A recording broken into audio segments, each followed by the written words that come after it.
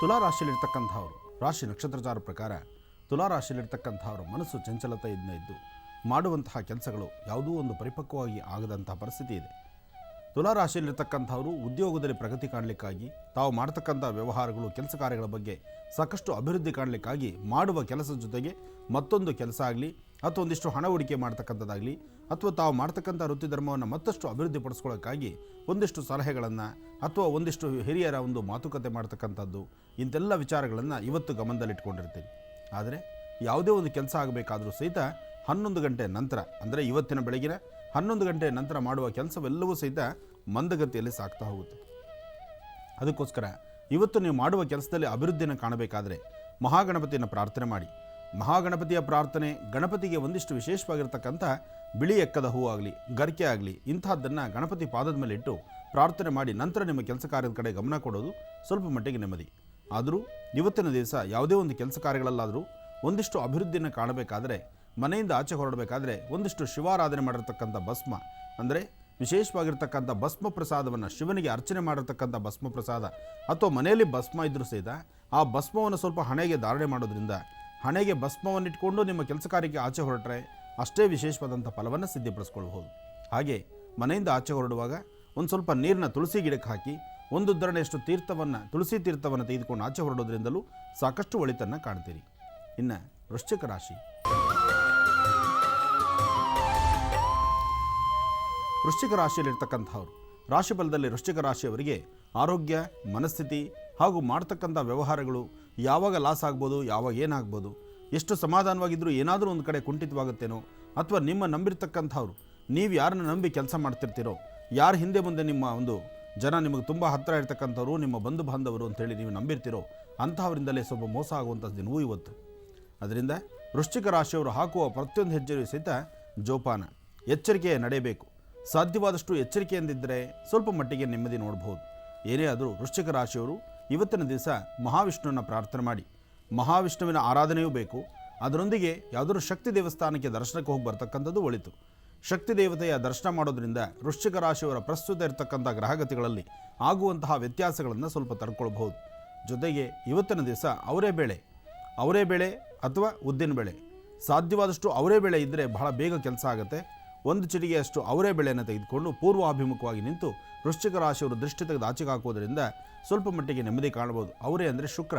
ನಿಮ್ಮ ಮುಖದ ವರ್ಚಸ್ಸು ತೇಜಸ್ಸು ನೀವು ಮಾಡುವಂತಹ ಕೆಲಸ ಅಟ್ಲೀಸ್ಟ್ ನಿಮ್ಮನ್ನು ನೋಡಿದ ತಕ್ಷಣ ಕೆಲವರು ರೌದ್ರವಾಗಿಬಿಡ್ತಾರೆ, ಕೆಲವರು ಮಾತಾಡೋ ಮಾತೇ ಬೇರೆ ಥರ ಆಗೋಗುತ್ತೆ. ಅಂತಹ ಪರಿಸ್ಥಿತಿಗಳಲ್ಲೂ ಸಹಿತ ಈ ಪ್ರಕಾರ ನೀವು ಅವರೇ ಬೇಳೆ ಅಥವಾ ಅವರೇ ಕಾಳನ್ನು ದೃಷ್ಟಿ ತೆಗೆದು ಆಚೆಗೆ ಹಾಕೋದ್ರಿಂದ ನಿಮ್ಮ ಮುಖದ ವರ್ಚಸ್ಸು ಸ್ವಲ್ಪ ಮಟ್ಟಿಗೆ ವೃದ್ಧಿಸಿ ಆ ಸನ್ನಿವೇಶವನ್ನು ದೂರ ಮಾಡಬಹುದು. ಅದರಿಂದ ವೃಶ್ಚಿಕ ರಾಶಿಯವರು ಸ್ವಲ್ಪ ಎಚ್ಚರಿಕೆಯ ನಡೀತಕ್ಕಂಥದ್ದು ಭಾಳಷ್ಟು ಒಳಿತು. ಹಾಗೆ ಸಾಧ್ಯವಾದರೆ ಸುಬ್ರಹ್ಮಣ್ಯೇಶ್ವರನ ಪ್ರಾರ್ಥನೆ ಮಾಡಿ. ಸುಬ್ರಹ್ಮಣ್ಯೇಶ್ವರನ ಪ್ರಾರ್ಥನೆ ಮಾಡೋದ್ರಿಂದ ದೇಹದಲ್ಲಿ ಆಗ್ತಾ ಇರ್ತಕ್ಕಂಥ ಅನಾರೋಗ್ಯ ಸಮಸ್ಯೆಯೂ ಸಹಿತ ಸರಿ ಹೋಗುತ್ತೆ. ಮತ್ತೊಮ್ಮೆ ತೋರಿಸ್ತಾ ಇದ್ದೀನಿ. ಈ ಬಳಪದ ಸೊಪ್ಪು ಅಥವಾ ವಿಶೇಷವಾಗಿರ್ತಕ್ಕಂಥ ಈ ಒಂದು ಸೊಪ್ಪಿನ ಇದು ಬೆಲ್ಲದ ಸೊಪ್ಪು ಅಂತಲೂ ಹೇಳ್ತಾರೆ. ಹಳ್ಳಿಗಳ ಕಡೆ ಒಂದೊಂದು ವಿಶೇಷವಾಗಿರ್ತಕ್ಕಂಥ ಅನುಷ್ಠಾನಗಳಿದೆ. ಅನುಷ್ಠಾನಗಳಲ್ಲಿ ಬಳಪದ ಸೊಪ್ಪಾಗಲಿ ಅಥವಾ ವಿಶೇಷವಾಗಿರ್ತಕ್ಕಂಥ ಬೆಲ್ಲದ ಸೊಪ್ಪಾಗಲಿ ಈ ಸೊಪ್ಪಿನ ಮಧ್ಯದಲ್ಲಿ ಏನು ಬರೀಬೇಕಾಗಿದೆಯೋ ಆ ಒಂದು ಬೀಜಾಕ್ಷರಿಯನ್ನು ಸ್ಪಷ್ಟ ರೀತಿಯಲ್ಲಿ ಬರೆದು ನೀವು ಬರೀಬೇಕಾಗಿರ್ತಕ್ಕಂಥದ್ದು ಅಷ್ಟೇ. ಅನುಷ್ಠಾನಗಳನ್ನು ಸಾಧ್ಯವಾದಷ್ಟು ಪೂರ್ವಾಭಿಮುಖವಾಗಿ ಅನುಷ್ಠಾನವನ್ನು ಮಾಡಬೇಕು. ಪೂರ್ವ ಅಥವಾ ಉತ್ತರಾಭಿಮುಖವಾಗಿ ಕೂತು ಅನುಷ್ಠಾನವನ್ನು ಮಾಡಿಸಬೇಕು. ಇದಕ್ಕೆ ದಾಗಡಿ ಬಳ್ಳಿ ಇದು ಬಹಳ ವಿಶೇಷವಾಗಿರ್ತಕ್ಕಂಥದ್ದು. ದಾಗಡಿ ಬಳ್ಳಿ ಅದು ನಿಮಗೆ ಸಿಗಲಿಲ್ಲ ಅಂದರೆ ತುಂಬೆ ಸೊಪ್ಪನ್ನು ಸಹಿತ ಇದಕ್ಕೆ ಉಪಯೋಗಿಸಬಹುದು. ಹಾಗೆ ಅಂಕೋಲೆ ಬಗ್ಗೆ ತಿಳಿಸ್ತೀನಿ ಸಹಿತ. ವನಸಿರಿಗಳ ಭಂಡಾರ ಮಹರ್ಷಿವಾಣಿಯಲ್ಲಿ ಸಿಗುತ್ತೆ.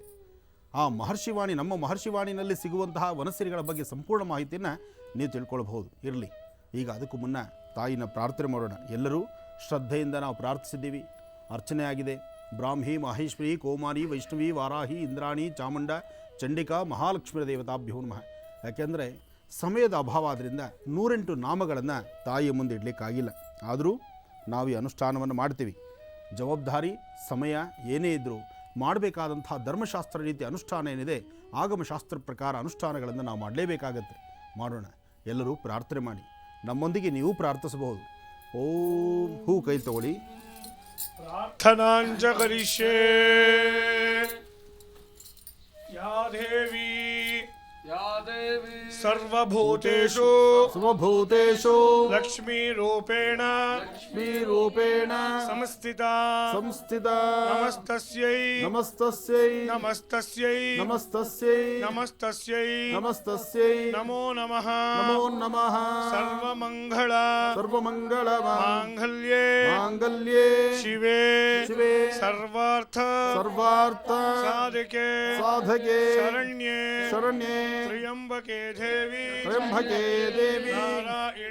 नारायणी नमोस्तुते महालक्ष्मी नमः मनसाभीष्ट प्रार्थनान् समर्पयामि.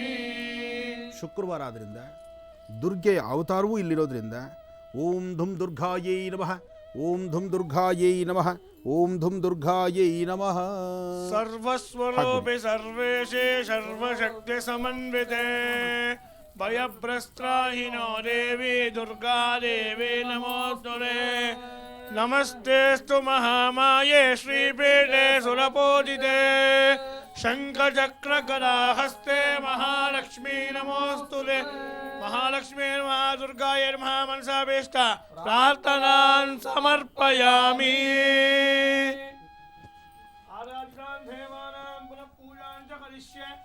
ಓಂ ಛತ್ರಂ ಧಾರಯಾಮಿಂ ಚಾಮ್ರಂ ವೀರ್ಯಾಮಿ ರುತ್ಯಂ ಸಮರ್ಪಯಾಮಿ.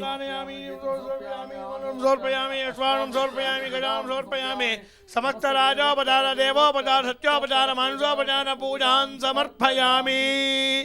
ಅಂಬಾ, ಸಮಾಜದಲ್ಲಿ ಲೋಕದಲ್ಲಿ ಸಾಕಷ್ಟು ಸನ್ಮಾನಗಳ ಉಂಟಾಗಬೇಕಾಗಿದೆ.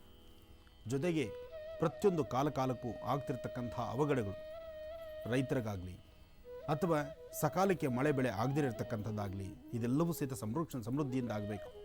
ಹಾಗೆ ನಮ್ಮ ದೇಶದ ಗಡಿ ಭಾಗದಲ್ಲಿರ್ತಕ್ಕಂತಹ ವೀರ ಯೋಧರು ದೇಶವನ್ನು ಕಾಯ್ತಿರ್ತಕ್ಕಂಥವ್ರು ಮಿಲಿಟರಿಯಲ್ಲಿ ಮತ್ತು ನೇವಿ ಕಂಪನಿಯಲ್ಲಿ ಒಟ್ಟು ಸಾಕಷ್ಟು ಕಡೆ ಎಲ್ಲೆಲ್ಲಿ ಯೋಧರು ಕೆಲಸ ಮಾಡ್ತಿದ್ದಾರೋ ದೇಶದ ಗಡಿ ಭಾಗದಲ್ಲಿ ಕೆಲಸ ಮಾಡ್ತಕ್ಕಂಥ ಪ್ರತಿಯೊಬ್ಬ ಯೋಧ ಕುಟುಂಬಕ್ಕೂ ಯೋಧರಿಗೂ ಸಹಿತ ಸನ್ಮಾನಗಳ ಉಂಟಾಗಬೇಕು.